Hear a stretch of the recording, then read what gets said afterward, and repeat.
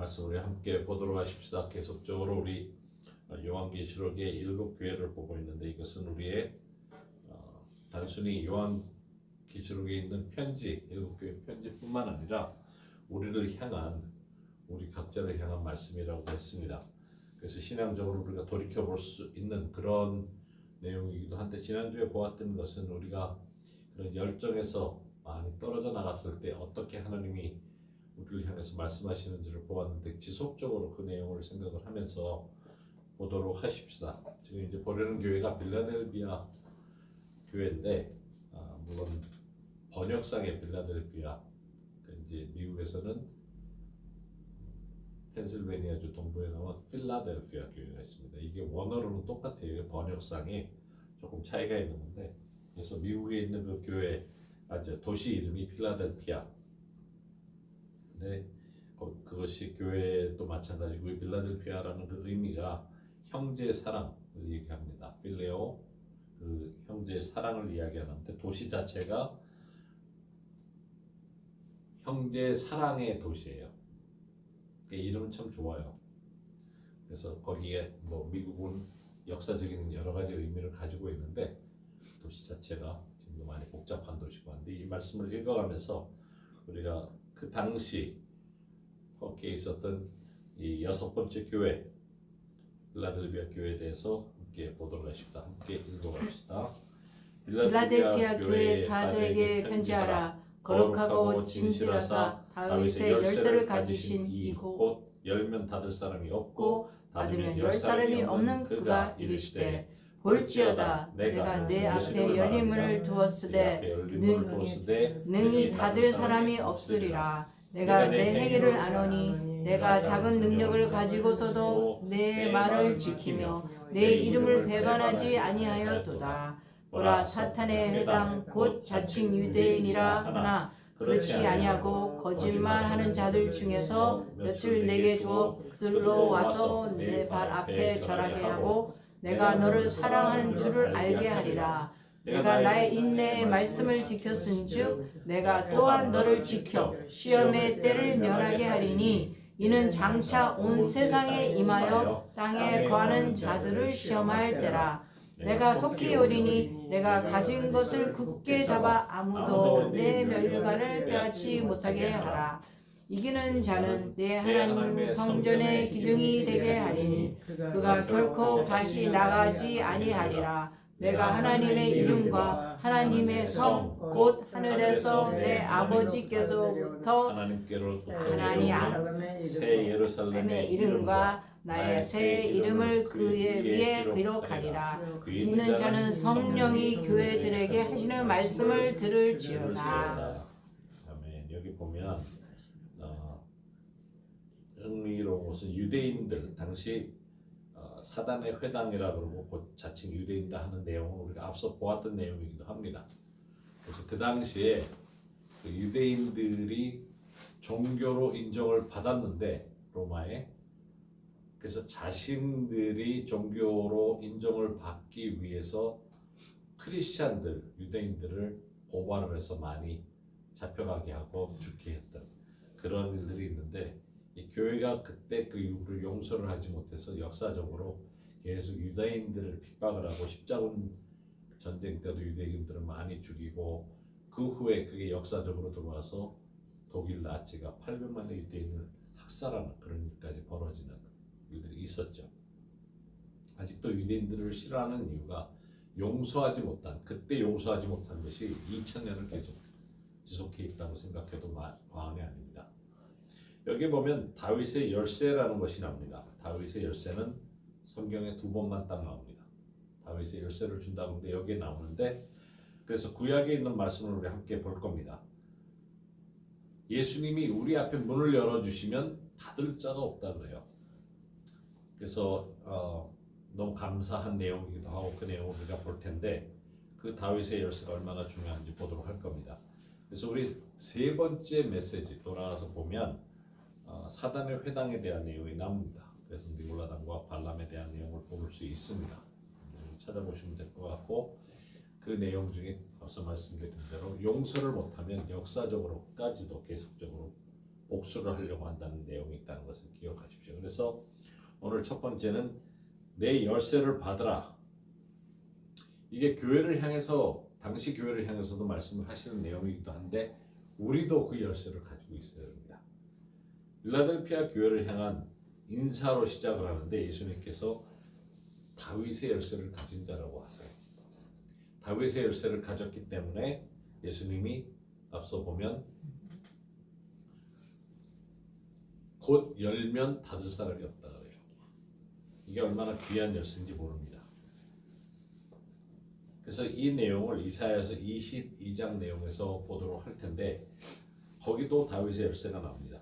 예수님 자신이 다윗의 열쇠를 가진 분이라고 하면서 신약의 말씀이 있는데 사실 신약에 나오는 내용은 구약에 다 찾을 수 있는 내용들이 있어요. 해석이 됩니다. 그래서 구약에 나오는 예언은 예수님을 향한 예언인 것을 여러분들이 찾을 수가 있다는 것을 기억하시고 다윗의 열쇠를 설명하기 위해서는 히스기야 왕 당시의 금고직이었던 셈나를 생각을 해봐야 됩니다. 셈나는 왕의 금고를 책임진 사람이에요. 그래서 열쇠를 가지고 있었는데 그 돈을 슬슬 빼돌려 가지고 자기 무덤을 따로 만들고 있었어요. 아주 호화스러운 무덤을. 죽어서 왜 무덤이 그렇게 호화스러울 필요가 있는지 모르는데 뒤로 그렇게 하면서 명성을 드러내고 부한 것을 하는데 남의 돈을 감히 왕의 돈을 빼가지고 뒤로 그런 무덤을 부귀영화를 그렇게 하면서 돈을 계속 빼돌리고 있었던 일을 했던 겁니다. 그래서 이사야가 예언을 하죠. 이사야 22장 15절에서 19절 보면 주 만군의 여호와께서 이르시되 자 이게 생각을 해보세요. 자기는 몰래 빼돌린 거 아니에요.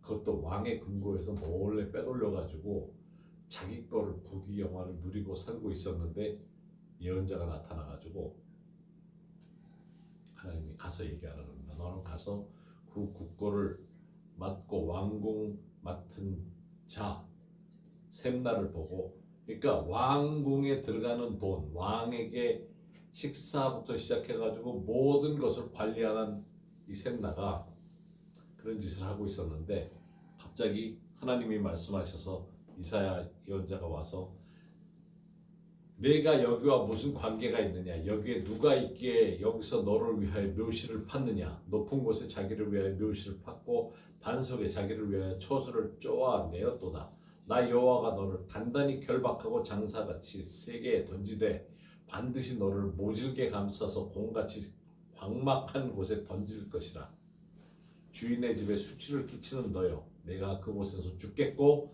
네 영광의 수레도 거기에 있으리라 내가 너를 내 관직에서 쫓아내며 내 지위에 낮추리니 아무도 모르는 일을 선지자가 와가지고 선포를 합니다. 얼마나 무서워요.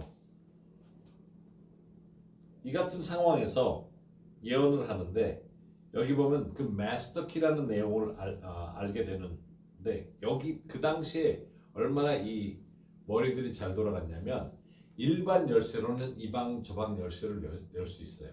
그런데 마스터키로 한번 잠가버리면 다른 열쇠가 안 들어요. 굉장히 아주 머리를 잘 썼던 그런 그래서 여기서 얘기하는 이 마스터키라는 것이 이 열쇠라는 왕궁의 열쇠를 가진 그 열쇠를 가졌다는 것은 굉장한 권위를 이야기하는 거죠. 모든 것을 내가 잠그면 아무도 못 열어요. 내가 열면 다시 못 잠궈요. 그 열쇠가 듣지를 않아. 이 열쇠를 한번 쓰고 나면. 그래서 예수님이 말씀하시는 지금 내가 잠그면 열 자가 없고 열면 잠글 자가 없다는 그 내용을 여러분들 기억을 해야 됩니다. 그냥 단순히 열쇠를 열어서 누가 지키고 있어서가 아니라 그 열쇠를 사용하고 나면 다시는 못 쓰는 거예요. 그 자물쇠는 아무도 열 수가 없어요. 하나님께서는 그렇게 우리를 위해서 열어놓는 문이 있다는 겁니다. 또 잠궈버릴 때는 완전히 잠궈주신 거죠. 과거를 향해서는 잠궈버리고 미래를 향해서는 열어놓으신 거죠. 누구도 감히 손을 못 대는 우리의 과거에 대한 것은 끝나버린 것에 대해서 기억을 해야 되고 장래를 위해서는 너무나 멋진 것이 열려있다는 것을 기억해야 됩니다. 그 열쇠를 하나님만 가지고 계세요. 예수님만 가지고 계세요. 22장 20절 바로 이어지는 말씀 보면 그날에 내가 hil기야의 아들 내 종 엘리야김을 불러 네 옷을 그에게 입히며 네 띠를 그에게 띄워 힘있게 하고 내 정권을 그의 손에 맡기리니 그가 예루살렘 주민과 유다의 집의 아버지가 될 것이며 내가 또 다윗의 집의 열쇠를 그의 어깨에 두리니 그가 열면 닫을 자가 없겠고 닫으면 열 자가 없으리라.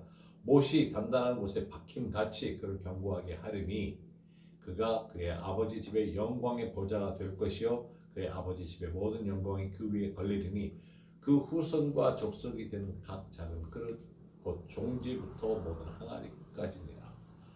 자, 이 엘리야김을 세우는데 이전에 가졌던 모든 것을 넘겨주면서 다윗의 열쇠를 줍니다. 아무도 열 수 없고 아무도 닫을 수 없는, 한 번 쓰면 끝, 이렇게 되는 권위를 주는 거죠. 자, 이 두 말씀을 비교해 보면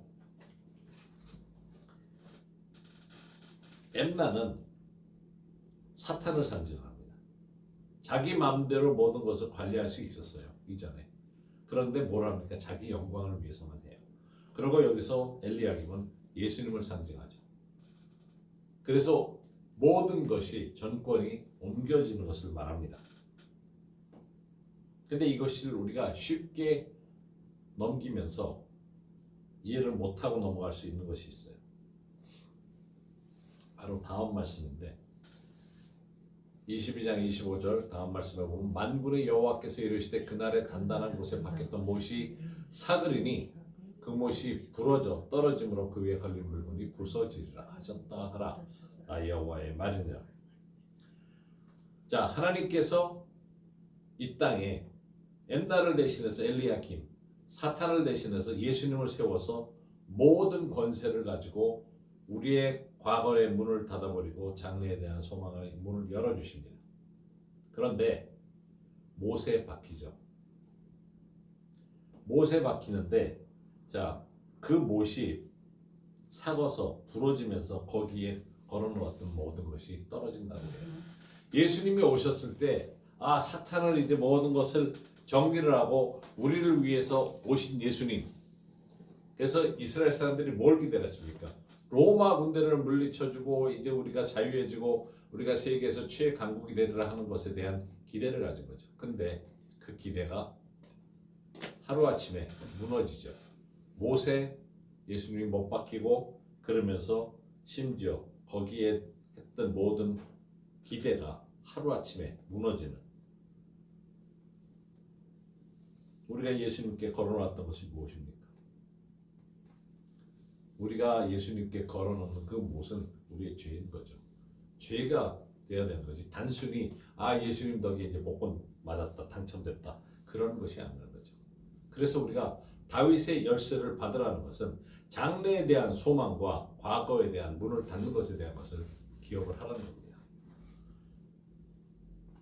골로새서 2장 14절에 우리를 거스리고 불리하게 하는 법조문을 쓴 증거를 지우시고 제하여 버리사 십자가에 못 박으시고, 과거에 대한 법에 의해서 우리가 처벌받아야 된다고 했던 모든 것이 십자가에 의해서 져버린 겁니다. 끝난 겁니다. 그것을 기억해야 돼요. 과거에 묶여서 살 필요가 없어요. 과거에 묶여서 사는 태도는 후회하고 밤낮 내 타령, 신세 타령, 이런 타령을 하는 건데 그것이 아니고 모든 과거의 것이 나의 실망, 죄악에 대한 것, 모든 것은 이미 죄로 있던 것은 다 없어진 것을, 법조문에 죄가 다 적혀 있어서 너는 지옥에 가야만 해, 그런데 십자가에 꽝 다 못 박으면서 끝났다는 것을 이야기합니다. 그래서 이 성경책이 얼마나 놀라운지 몰라요. 이것을 우리에게 깨닫게 해주는 책입니다. 여러분들이 이것을 기억해야만 됩니다. 읽을 때마다 새로운 것을 깨달으면서 여러분들이 깊이 말씀을 깨달았도록 가야 합니다. 그래서 우리에게는, 다윗의 열쇠를 가진 자들에게는 과거는 이미 해결이 됐고 장래에 대한 소망만 있다는 것을 기억해야 됩니다. 두 번째, 새 이름을 받으라 합니다. 빌라델비아 교회는 이전에 사실 그 빌라델비아가 아니고 도시 자체가 니오 시저. 그래서 니오 가이사라, 새로운 가이사라는 이름을 가지고 있었어요. 거기에 지진이 있어가지고 모든 건물이 돌로 지었던 석조 건물이 다 무너지는 그런 어려움을 겪습니다. 그 지진을 보면서 로마 그 당시 황제 시저가 재정으로 지원해줘서 다시 세워라 그래가지고 도시가 다시 세워지면서 이전 이름은 필라델피아였는데 니오 시저 해서 새로운 시저 도시 이름을 그렇게 바꿉니다. 왜냐하면 시저가 돈을 다 대주니까. 그래서 다시 재건을 해요. 그런데 세월이 지나면서 아직도 사람들 입에는 그냥 필라델피아가 편한 거예요. 그래서 다시 이름이 돌아오게 되는 겁니다. 그래서 3장 12절 요한계시록 보면 이기는 자는 내 하나님 성전의 기둥이 되게 하리니 그러니까 결코 다시 나가지 아니하리라. 자, 이 성전의 기둥하는 그런 의미도 이 사람들은 돌로 집을 지어왔기 때문에 기둥이 얼마나 중요한지를 알죠. 그런 사람들에게 자기들이 잘 이해하는 내용으로 예수님이 말씀하시는데 내가 하나님의 이름과 하나님의 성 곧 하늘에서 내 하나님께로부터 내려오는 새 예루살렘의 이름과 나의 새 이름을 그의 위에 기록하리라. 그래서 새 이름을 주신다는 것에 대해서 말씀을 하십니다. 새 이름을 니오 시저 가이사라라고 불렀다가 필라델피아로 다시 그렇게 돌렸다고 했는데 새 예루살렘을 소개하시면서 말씀을 하시는데 우리 앞서 보았던 구절에도 새 이름이 나옵니다. 요한계시록 2장 17절에 귀 있는 자는 성령이 교회들에게 하시는 말씀을 들을지어다. 이기는 그에게는 내가 감췄던 만나를 주고 또 흰돌을 줄 터인데 그 돌 위에 새 이름을 기록한 것이 있나니 받는 자밖에는 그 이름을 알 수 없습니다. 자기 이름을 자기가 안다는 거죠. 받는 사람이. 성경에 사람의 이름을 바꾸는 장면이 여럿 나오죠. 아브라함이 아브라함이 되고 사레가 사라가 되고 또 신약에서는 시몬이 베드로가 되고 심지어 성경을 가장 많이 써놓은 바울도 원래 이름이 사울이었죠. 근데 바울의 이름이 사울로 바뀌는 거는 좀 주목해 볼 만해요. 왜냐하면 사울의 이름은 자기 베냐민 족속의 가장 위대했던 사울 왕을 따라서 부모님이 지어준 건데 예수님을 영접하고 사도로 살다 보니까 자기가 어렸을 때 가지고 있었던 사실 바울이라는 이름 자체는 꼬맹이에요. 작은 사람. 거의 난장이에 속할 정도로 조그만 사람이에요. 그 바울은 덩치가 큰 사람이 아니에요. 키가 작은 사람. 그래서 어렸을 때부터 꼬마. 그래서 바울의 원래 이름이 작은 자, 꼬마 이런 의미예요. 그래서 사울 왕의 이름을 가지고 있던 자가 하나님께 은혜를 받고 사도로 살기 위해서 이름을 바꾸는데 별명으로 가요. 그 당시에 아무도 바울이라는 이름을 쓰는 사람은 없었던 거예요. 누가 난쟁이, 꼬마 이런 이름을 쓰겠어요. 바울이 요즘 유명해졌으니까 바울의 이름을 많이 쓰는 거지. 사실 바울은 주님을 영접하면서 새롭게 겸손한 이름을 가진 거죠. 그래서 우리가 좀 생각해 볼 필요는 있어요. 그게 어떤 의미인지. 이사야서 62장 2절 후반부에 보면 너는 여호와의 입으로 정하실 새 이름으로 일컬음이 될 것이며 하는 말씀이 있습니다. 우리가 마지막 때 주의 입에서 나오는 우리를 향한 새로운 이름이 있다는 거죠. 그래서 새 이름에 대한 것을 좀 생각을 해볼 필요가 있어요. 궁금하지 않으세요? 사실 내 이름은 어떤 걸까? 나의 행동과 사는 모습으로 이름이 주어질까? 그러면 좋겠다 하는 생각해 보신 적 있는지 모르겠지만 새 이름에 대한 거 한번 생각해 보십시오.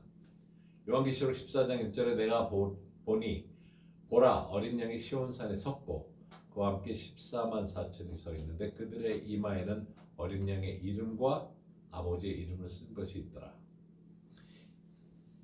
이 요한계시록을 보면 마치 마지막 때를 이야기하는 것으로만 볼 수 있는데 그게 아니고 선택된 자들을 향해서 이마에 어린 양의 이름, 아버지의 이름을 쓴 것이 있어요. 근데 어떤 이름인지 어떤 이름의 어린 양의 이름이 쓰여졌는지 하나님 아버지 이름이 어떻게 쓰여졌는지는 모르지만 쓰인다는 거죠. 요한계시록 22장 마지막 장의 3절 4절 말씀에도 다시 저주가 없으며 하나님과 어린 양의 보좌가 그 가운데 있으리니 그의 종들이 그를 섬기며 그의 얼굴을 볼 터이요 그의 이름도 그들의 이마에 있으리라. 아들의 이름, 아버지의 이름, 그리고 우리의 새 이름이 적혀 있는 거죠. 왜 이게 중요한가 하면 신약에서도 그렇지만 구약에서도 이것이 발견되는 것을 볼 수 있습니다. 근데 이 계시록에 대한 것을 강해하는 사람들을 보면 마지막 때에 마치 짐승의 표시 뭐 이런 것들이 이기는 것처럼 얘기를 많이 해요. 잘못된 티칭이죠.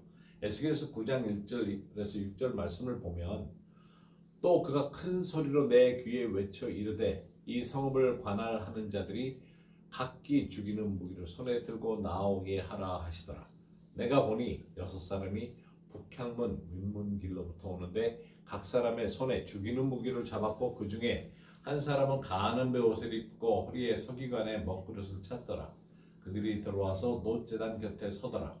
그룹에 머물러 있던 이스라엘 하나님의 영광이 성전 문지방에 이르더니 여호와께서 그 가는 베옷을 입고 서기관의 먹그릇을 찬 사람을 불러 여호와께서 이르시되 너는 예루살렘 성읍 중에 순행하여 그 가운데서 행하는 모든 가증한 일, 이제 죄악을 이야기를 하는데 그들에게 대하여 내 귀에 이르시되 너희는 그를 따라 성읍 중에 다니며 불쌍히 여기지 말며 긍휼을 베푸지 말고 처소로 말미암아 탄식하며 우는 자의 이마에 표를 그리라 하시고 늙은 자와 젊은 자의 처녀와 어린이와 여자를 다 죽이되 이마에 표 있는 자에게는 가까이 하지 말라. 내 성소에서 시작할지니라 하시매 그들이 성전 앞에 서 있는 늙은 자로부터 시작하더라. 이것은 에스겔의 환상 중에 비전 중에 본 내용인데 구약에도 하나님의 증표가 있는 것에 대해서 이야기를 합니다. 그래서 믿는 사람들에게는 잉크로 다니면서 점을 찍든지 체크를 하든지 찍어놔요. 그러면 그 사람들은 안 죽어요. 그래서 앞서도 말씀드렸지만 요한계시록을 가르치는 사람들이 사실은 하나님의 증표, 우리 이름에 새 이름이 쓰여졌기 때문에 우리는 죽음을 당하지 않는 것에 대해서 이야기를 하고 있는데 그것을 이야기하기보다는 마귀의 증표를 가진 사람들이 죽게 될 거다 하는 내용을 너무 많이 강조를 해요. 두렵게 만들어요. 그것이 아니고 우리가 새 이름을 얻게 되면 그 순간에 우리는 죽음이 우리를 가까이 못한다는 것을 기억을 해야 됩니다. 우리는 특권이 있는 사람들이에요. 마태복음 16장 13절에서 15절에 예수께서 빌립보 가이사라 지방에 이르러 제자들에게 물어 이르시되 사람들이 인자를 누구라 하느냐. 여기 빌립보 가이사라 지방은 북쪽에 있는데 그 예루살렘에 와서 예배를 드리고 제사를 드리지 못하고 남북이 갈라지자 북쪽에 있는 왕이 르호보암이 이스라엘 사람들이 예루살렘까지 가서 제사를 드리려고 제물을 드리려고 하니까 가짜 산당, 그러니까 예루살렘까지 가지 않아도 된다 하면서 빌립보 가이사라에 축소된 성전을 만듭니다. 사이즈가 훨씬 작아요. 지금도 터가 있어요. 저희도 가봤는데 예루살렘에 있는 성전과는 비교가 안 될 정도로 작은데 비슷한 모습으로 만들어 놓고 거기에다가 제단을 쌓아 놓던 그런 지역이에요. 거기 가서 예수님이 사역을 하다가 거기에서 인자가 누구라 하느냐, 이게 흥미로운 질문인 게 뭐냐면 예수님에 대해서 잘못 알려진 내용이 마치 예루살렘 성전이 가식적으로 만들어진 것과 같은 그 자리에서 물어보시는 거예요. 이르되 더러는 세례 요한, 더러는 엘리야, 어떤 이는 예레미야나 선지자 중에 하나라 하나이다. 이르시되 너희는 나를 누구라 하느냐. 자, 여기서 예수님을 누구냐 했을 때 세례 요한이라고도 하고 엘리야라고도 하고 예레미야라고도 하고 어떤 사람은 선지자 중에 하나라고도 하는데 이 머슬럼은 이 가짜적인 선지자 중에 하나라는 것을 아직도 믿고 있죠. 가이사라, 빌립보 가이사라에서 얘기하신 게 너무 재밌어요. 그때 베드로가 성령의 은혜 가운데 대답을 합니다. 이르시되 주는 그리스도시요 살아계신 하나님의 아들이시니다. 예수께서 대답하여 이르시되 바요나 시몬아 내가 복이 있도다. 이를 내게 알게 하니는 혈육이 아니요 하늘에 계신 내 아버지시니라. 또 내가 네게 이르기를 너는 베드로라 내가 이 반석 위에 내 교회를 세우리니 음부 이 지옥을 얘기하는데 권세가 이기지 못하리라. 내가 천국 열쇠를 내게 주리니 내가 땅에서 무엇이든지 매면 잠그면 하늘에서도 이 영적인 세계에서도 잠길 것이요 매일 것이요 내가 땅에서 무엇이든지 풀면 하늘에서도 풀리리라 하시고, 이 말씀을 번역하는 데 있어서 해석하는 데 있어서 사실은 여러 가지 의견이 있고, 특히 캐톨릭 교회는 그래서 베드로 위에 베드로가 반석이다 그러면서 베드로가 첫 번째 교황이라는 이제 그런 의미에서 교황을 얘기를 하는데, 사실은 예수님의 말씀은 이 반석 위에, 다시 얘기해서 베드로가 이야기한 주는 그리스도시요 살아계신 하나님의 아들이시니다라는 그 말씀의 반석 위에 교회가 세워진 겁니다. 예수님이 그리스도시고 하나님의 아들이라는 것 위에 교회가 세워졌기 때문에 예수님을 영접한 이후로는 이 열쇠를 통해서 과거에 대한 것을 문을 닫고 모든 해가 입혀질 수 있는 것을 향해서 문을 닫아버리고 영적으로도 모든 것이 우리를 위해서 구원을 통해서 우리의 삶이 나아지는 것으로 가게 된다 하는 것을 말씀하고 있습니다. 그래서 우리에게 새 이름이 주어진다는 것이 중요하다는 겁니다. 기억해야 됩니다. 천국 열쇠를 주신 것을 기억을 해야 됩니다.